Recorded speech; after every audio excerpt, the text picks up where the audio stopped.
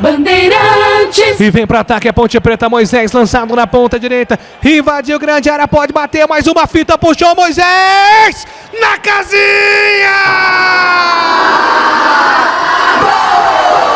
Gol!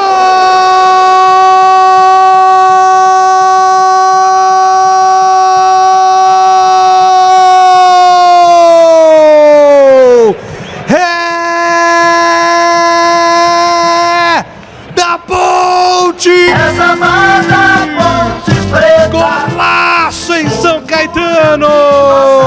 Na marca dos 45, Moisés, ele não desistiu, recebeu na ponta direita, puxou para a esquerda para bailar na primeira, na segunda puxou para outro lado, pé direito, uma bomba pro fundo da casinha do São Caetano. Moisés arranca na raça e vira pra Ponte Preta nos momentos finais e decisivos. Este é o DNA da Macaca, é o time que não desiste, é o time que não joga toalha e vai buscar nos acréscimos o gol da virada. Moisés aos 47 segundo tempo para virar e colocar 3 pontos na tabela de classificação da Ponte. Moisés,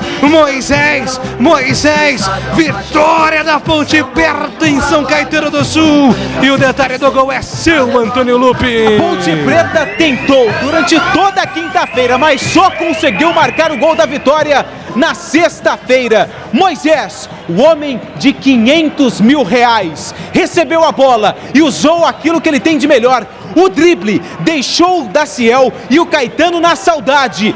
Foi até a linha de fundo e bateu cruzado. Sem chances pro Luiz. Moisés é o nome do jogo. Ele marca o 3º gol dele na temporada. O 2º da Ponte na partida. Tá no placar do Anacleto Campanella. São Caetano 1, Ponte Preta 2. Moisés